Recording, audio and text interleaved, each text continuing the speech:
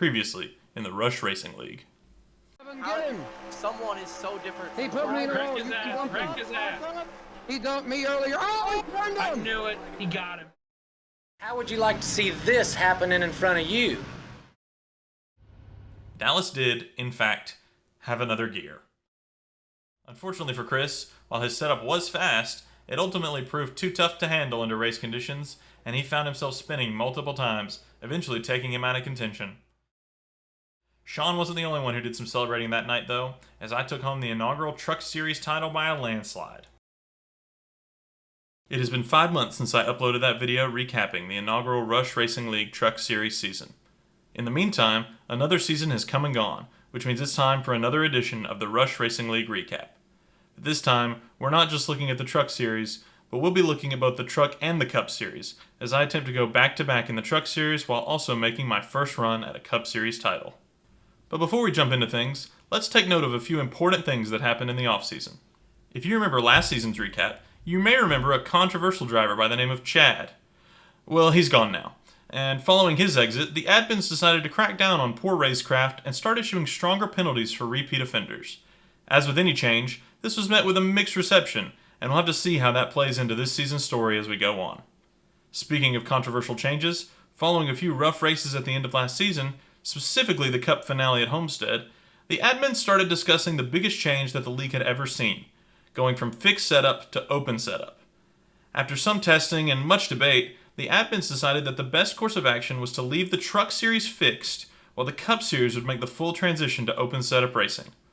Once again, this would be met with a very mixed response, but the reality was that for the new season, any driver that wanted a shot at the championship would need to adapt to the new rules and the added challenges that it brought with it. The Cup Series got underway at Chicagoland. In the field were a few familiar faces, like Season 1 champion Ian Griffith, who qualified on the pole, as well as reigning Cup champion Darren Staff, who qualified 5th. A few new faces made their league debut in the opening race, such as Kevin Aguilar in the 4, and the driver who calls himself Vehicle Master in the 36. The racing was intense from the beginning, and there were quite a few incidents that occurred over the course of the race. On lap 22, Kevin Aguilar lost control of the car in the grass, and wound up collecting Chris Bowes, who would be unable to finish the race. Another incident occurred on lap 32 between Vehicle Master and the league's owner, Sean Derriman, as they were fighting to catch Ian. This would go on to be a recurring theme in this race, as the two collected each other once again right after the ensuing restart. As the race began to wind down, it turned into a 2-horse race between Ian and Sean, and while battling hard for the lead on the final lap, Sean would find himself in the wall, giving Ian the victory in the opening race. While Ian was able to win from the pole and lead every lap, it was far from a boring race that a summary like that may suggest. And just like that, Season 3 was off with a bang. Later on the same week, the Truck Series would kick off once again at the Milwaukee Mile. Vehicle Master found himself on the pole, and much like last year's race, it was a 2-truck battle. Vehicle Master and Sean passed the lead back and forth for the first half of the race until Vehicle Master overshot the corner and drove right into the back of Sean. From that point on, Vehicle Master left everyone else behind, and after I blew a gear early, Sean managed to pass me for second with only 2 to go. Vehicle Master's incident was something that the new, stricter penalties looked to punish, but given that he was a new addition within the league, he was given nothing more than a warning. That is, until he decided to publicly admit to wrecking Sean on purpose in retaliation for the Cup race earlier in the week. Instead, his win at Milwaukee was stripped from him, and he was given a 1-week penalty for intentionally wrecking Sean, which matches the 1-week penalty that Sean gave himself for wrecking Ian intentionally in the Cup Series race at Kansas last season. But we don't talk about that race. After the great start at Chicagoland, it was a real shock that the following Cup race at Rockingham only had 4 attendees.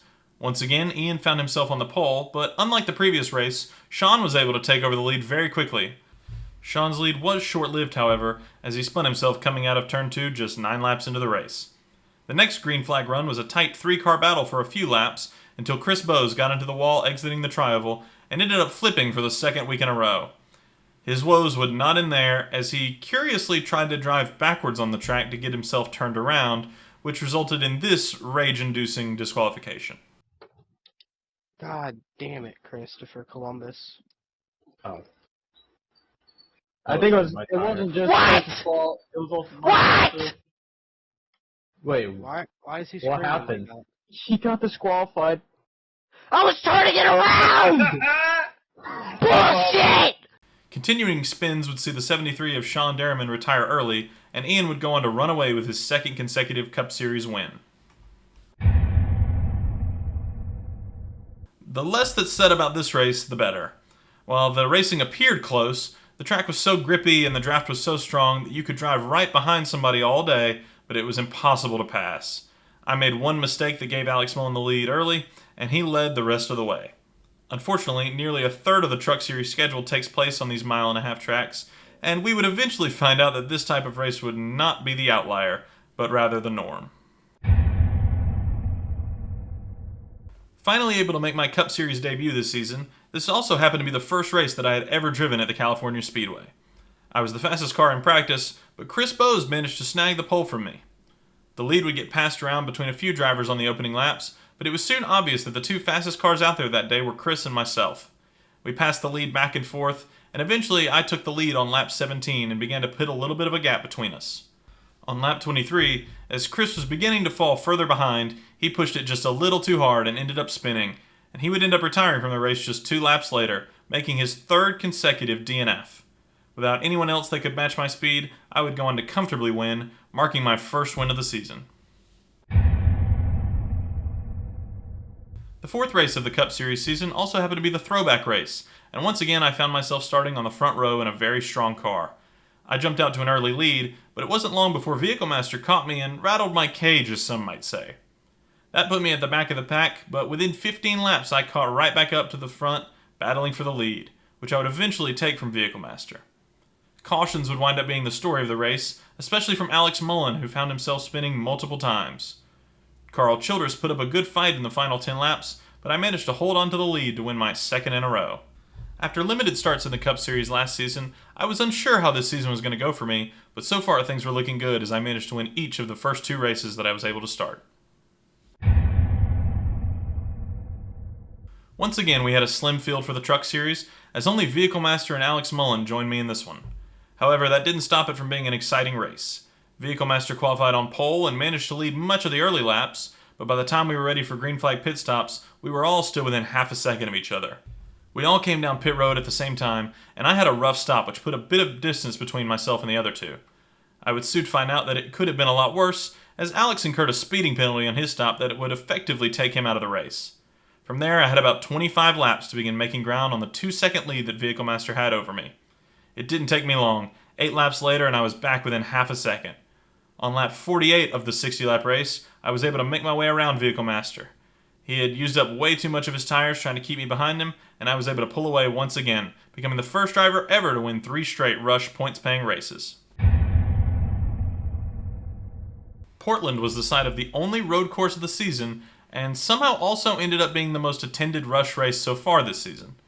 Vehicle Master showed the most speed in practice and qualifying, and the only person who seemed to be able to keep up with him was Victor Delgado. He made a handful of starts in the Truck Series last season, but this was the first time that we were seeing him in a Cup Series ride, and he had a lot to prove. A couple of other new faces for the season made an appearance here, like Wesley Abston, who was returning from a period away from the league, and the mysterious Izu in the 84 car. The first lap really set the stage for the race to come, as drivers fanned out across the front stretch, trying to outbrake everyone else and get a good run through the first chicane. We managed to get through the first lap pretty cleanly, except for Chris Bowes, who spun himself in the final set of corners. This would be a common occurrence for Chris this race. By the time the first caution came out on lap 8, he was already 1 lap down from spinning multiple times, and he somehow managed to spin 12 whole times over the course of this race. Speaking of cautions, this many cars on a tight, technical track like Portland was a recipe for cautions. Chris got into Alex entering turn 1 on lap 12, Wesley and Keegan McKee got into each other on lap 24, and Alex and John Butler would come together on lap 28. Through all of this, the battle at the front remained between Vehicle Master and Victor Delgado, while the rest of us were left battling for the remaining spots. A pit road speeding penalty meant that I restarted all the way back in 9th with just 7 laps to go, but by the time the caution came out just 2 laps later, I had climbed my way all the way back to 4th. When the race went back green, I was able to sneak into 3rd, but I had no chance of catching Delgado or Vehicle Master. The two of them had dominated the entire race, and on the final lap, they had one of the closest battles in Rush history. But thanks to one slip-up from Delgado, Vehicle Master was able to walk away from this one with a win, and this time, it was clean. After a banger of a race at Portland, the ensuing Cup Series race at Kansas had a lot to live up to. Unfortunately, for whatever reason, it failed to capture the momentum that had built up from the previous race with just a slim 4-car field. Alex Mullen grabbed the pole, but Wesley Abston quickly showed that he had the car to beat. Chris Bowes somehow got stuck in his pit box, and Carl Childress struggled early, so by the time we reached the halfway point, it was just a 2-car race, and Wesley very easily ran away with it. This was his second career win in Rush, both of which coming at Kansas. After Kansas, the race at Iowa felt a little bit more like a return to normalcy in the league. Delgado came out once again proving that he was a force to be reckoned with, and found himself sitting on the pole. It became obvious very quickly that he was the car to beat, as he soon jumped out to an early lead and began leaving everyone else in his dust. The caution finally came out on lap 30 for a Chris Bowes spin, and by that point, Delgado had a nearly 4-second lead over me. A caution later in the race shook up the field, and by staying out, Wesley Abston found himself leading for the second race in a row. It was a pretty short-lived lead, but still. Once Delgado regained the lead, there was nothing anyone could do to catch him, and the battle was on for second between myself and Chris Bowes. I managed to run him down, but I just didn't quite have enough laps to get by him. He would take home the silver, while I had to settle for the bronze. Oh hey, it's a Truck Series race on a 1.5-mile track. Surely this race will be a good one. Spoiler alert, it wasn't. John Butler managed to grab himself a pole, but once the racing started, it was a 2-truck race, once again between myself and Chris Bowes. I was ahead of him for the entirety of the race, but he managed to stay right behind me until he ran out of patience on the final lap and, we'll say, rattled my cage a little bit. While the telemetry makes it look like he accelerated through the back of me, he insists that he was simply trying to move me up the racetrack. Regardless, he waited for me at the start and finish, which helped his case since he was already on probation for reckless driving over the course of the season. Unfortunately, he would still receive a 1-week suspension for the incident, and that concluded a race that everyone involved wanted to quickly forget. Is that a dirt track? Yes it is. Apparently last season's race at Fulton was pretty good, and they decided that we should return here. Unfortunately, this race was not very good. Delgado dominated, I was not nearly as fast, and the rest of the field struggled to string together 2 laps without spinning. Well, let's just move on. Elko was a highly anticipated addition to the Truck Series schedule this season. Vehicle Master barely beat me for the pole, but I managed to take the lead as we were crossing the stripe to complete the first lap. The setup was very challenging to drive, and unfortunately, since this was fixed setup, everyone was stuck with it. Fortunately for me, I have historically done pretty well with the hard-to-drive setups and tracks, going all the way back to my first Cup win at Homestead last season, the race that made the Cup Series go to open setup in the first place. Anyways, there weren't a ton of highlights from this race. I led every lap, and I didn't even end up pitting when a caution came out late in the race. The setup woes would cause a number of drivers to despise the track, making it one of the more controversial tracks on the schedule this season. Speaking of controversial tracks, the next Cup race went to Pocono Night, a custom version of Pocono made by our league's very own Ian Griffith. The track was controversial from the moment it was announced back in the offseason, and in the minutes leading up to race time, no one could agree on which INI should be used. The one that Ian made for the track that was excessively grippy, or the one that we had publicly tested in the offseason that had almost zero grip to it whatsoever. To my dismay, the grippy crowd wound up winning, but I was saved from the controversy mostly because my internet broke and I couldn't race anyway. The race ended up being okay. After a few early cautions, Chris Bowes and Wesley Abston battled for the lead during the middle portions of the race, but Victor Delgado once again showed off his wide array of abilities and managed to save enough fuel to make it without having to pit again, running away with the win while the rest of the field had to make their way down pit road in the final laps. This race marked the end of the regular season, and despite leading the league in DNFs, Chris Bowes managed to win the regular season championship just purely based on the number of races that he was able to attend.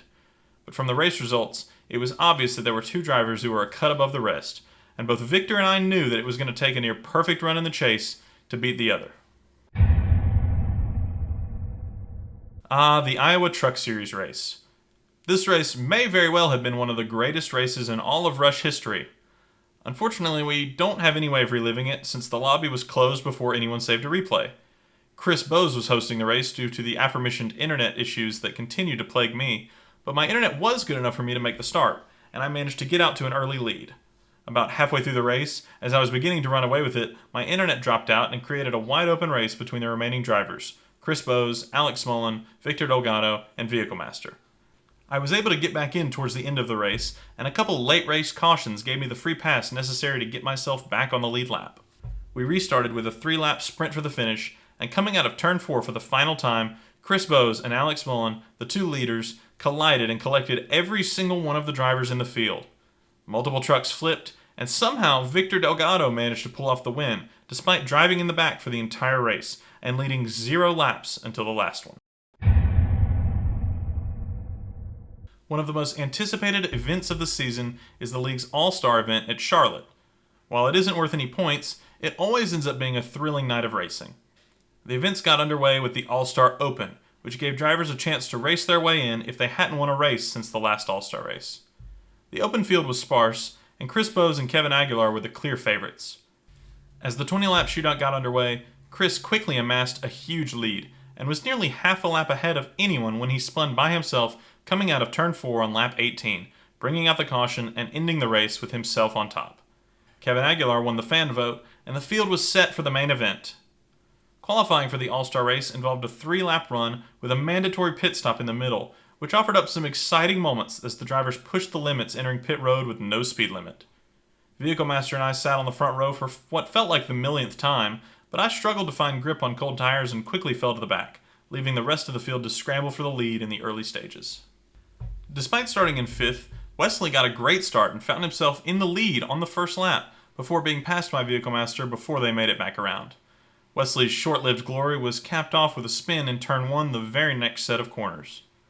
On every restart that we had throughout the course of the race, Vehicle Master would jump out to a huge lead, only for me to slowly run him down over the course of a long run. However, on lap 18, the whole race would get flipped on its head. As Vehicle Master and I are racing for the lead in turn 4, we both see Chris stopped on the apron after he spun the previous lap. Vehicle Master got loose and we got together, but that's not the most insane thing that happened in that lap. In fact, what happened was so unbelievable that I'm not even going to attempt to describe it to you. Instead, I'm just going to show you the replay from Chris's perspective in its entirety.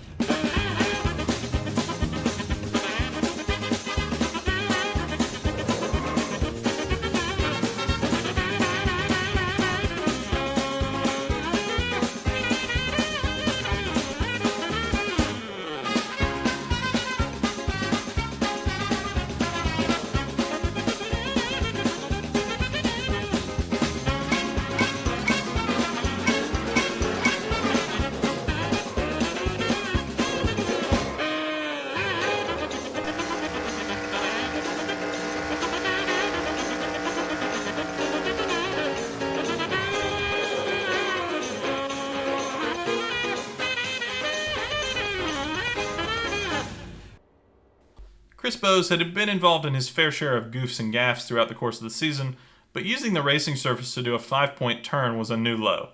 It effectively ended both his and Wesley's race, and it got memed heavily in the league's Discord server, which is linked in the description, by the way. As the race continued on, it was another battle between Vehicle Master and myself.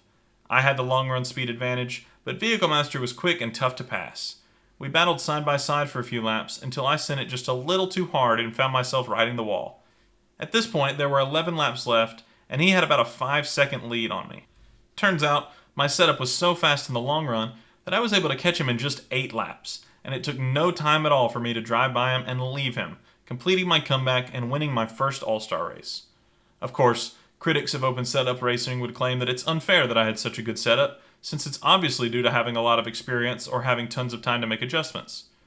But that kind of all goes out the window when I told everyone exactly what setup I was running a whole 5 days before the race even happened. Oh well.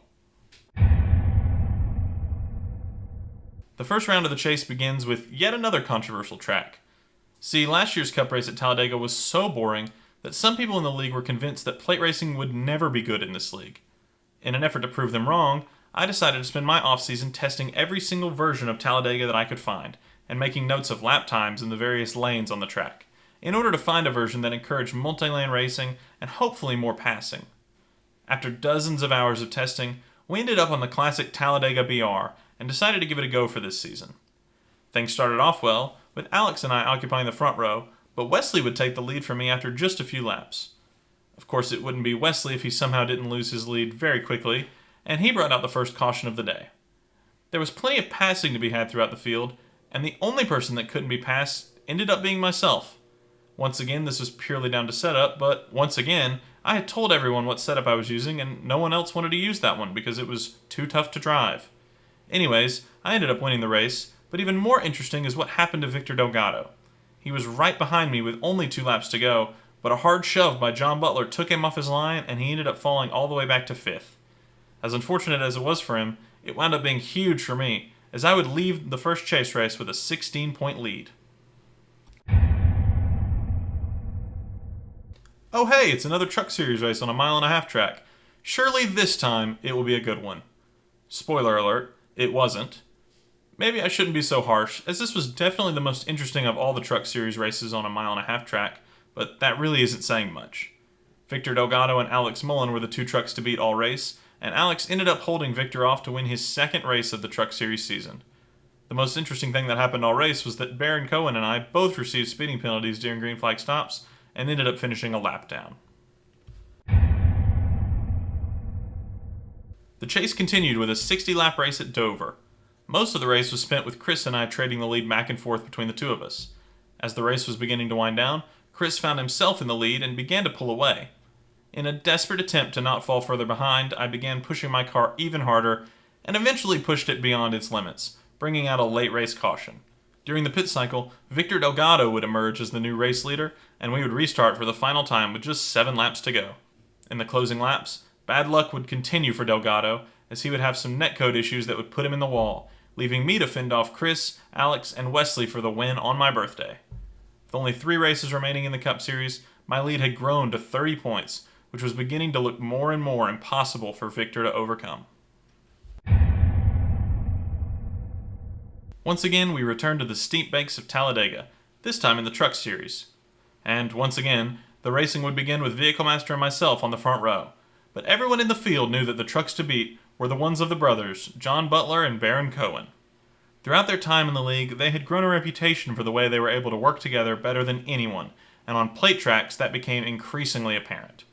Much of the race was spent trying to keep them from making their way to the front, and as Vehicle Master took the white flag, we were side by side. As we made our way to the backstretch, everyone's patience began to grow thinner and thinner, eventually leading to an incident between Chris, John, and Alex that would take them out of contention. The race was now between myself, Baron, and Vehicle Master. I ran Baron hard into turn 3, but he ended up getting the better of me, and Vehicle Master did the same thing in the tri-oval, with the same result. Against all odds, Baron was the last man standing, and wound up taking home his first win in over 2 seasons. I crossed the line in 3rd, which meant that just starting the following race would probably be enough for me to lock up the Truck Series Championship once again. For the 3rd race of the chase, we found ourselves at the Nashville Superspeedway. I qualified pole alongside Wesley, and it seemed as though the 2 of us were going to have a battle on our hands. That was, of course, until Wesley spun himself on lap 4, and then on the ensuing restart he spun again. And just like that, one of the strongest drivers in practice, and one of my competitors for the title, was out of the race. However, it would end up being Victor Delgado who ran away with this one, and once again he showed that he could outclass anyone on any given night. Thankfully, a 2nd place finish for myself minimized the gain that Victor was able to get on me, and I would go into the penultimate race of the season with a 24-point lead. After the Thanksgiving break, Rush returned to action at Pikes Peak. As people began to fall out of contention for the championship, some people chose to take some time away from the track and begin focusing on next season. So this race only saw 3 attendees, and it was the 3 people still in contention for the championship: Victor Delgado, Chris Bowes, and myself. Chris spun by himself early, and it looked like the race was going to come down to Victor and I, when Victor spun entering the pits, resetting everything. Not long after the restart, Victor would spin once again, taking him out of contention as he retired. The battle was now between Chris and myself, and I was feeling good about my ability to beat him in the long run. However, as the laps began to wind down, it was apparent that Chris's setup was extremely good on a long run, and he slowly began running me down. something that had not happened to me a single time over the course of this season. In the end, Chris made his move cleanly and was able to finally celebrate a win for the first time in over 2 seasons. Another second place finish was still a good points day for me, and combined with the bonus points I would receive for leading the most laps, I found myself with a 33-point lead over Victor going into the final race, which was nearly impossible to overcome. The penultimate race of the Truck Series season took place at the Hickory Speedway, and while the points were all pretty much wrapped up, there was still a lot of pride to race for. Vehicle Master had spent all season trying to best me on an oval, and had come up short time and time again. He was confident that Hickory was the track where he would finally be able to beat me and get his win. The race began with the two of us on the front row, but a chaotic start, thanks in part to some Chris Bowes skill issues, saw the field reset, and I was going to have to work my way back up to the front. When we got going again, we still had 60 laps remaining, and the question that everyone had was how are the tires going to hold up on a long run? As the run went on, Vehicle Master put some distance between us, which was further helped by the incredible teamwork of brothers John Butler and Baron Cohen.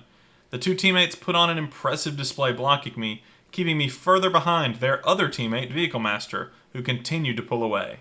As the race was winding down, Vehicle Master held on to a 10-second lead over me, but his tires were on the verge of failing, and he began trying to nurse the car around in the final laps. Meanwhile, I managed to save my tires pretty well, still had some left in the tank. Everyone was holding their breath in the final 10 laps as Vehicle Master's lead began to dwindle, and on the final lap, I finally caught up to him. Going into turn 3 side by side, I was able to pull away underneath him, completing one of the most improbable comebacks in all of Rush history. This was the 5th time this season that I had passed Vehicle Master for the lead and had gone on to win the race. But most importantly, it was enough for me to wrap up the Truck Series Championship once again, winning back-to-back titles. Heading into the final Cup Series race at Atlanta, it was decided to make the race fixed setup, since the league was looking like it was going to return to fully fixed setup racing the following season. We had a good crowd show up for the race, and I knew all I had to do was get a good finish in order to secure my first Cup championship. I thought I had the pole locked up, but coming off of an extended hiatus, the league's owner Sean Derriman managed to snag the pole from underneath me. This race ended up being one of the most exciting races of the season, as there were comers and goers throughout the race, and nearly everybody in the field managed to lead at some point.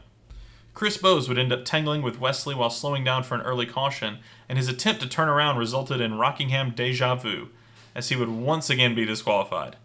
This would result in his 5th DNF of the Cup Series season, which would be a new single-season record. He would not be the only person with some bad luck this race, as Victor Delgado would blow his engine just 7 laps into the race. That would put to rest all questions regarding the title, but I still wanted to win at my home track and get my record-tying 5th win of the Cup Series season. As the race was winding down, it was Wesley Abston who had the car to beat, leading Sean and myself.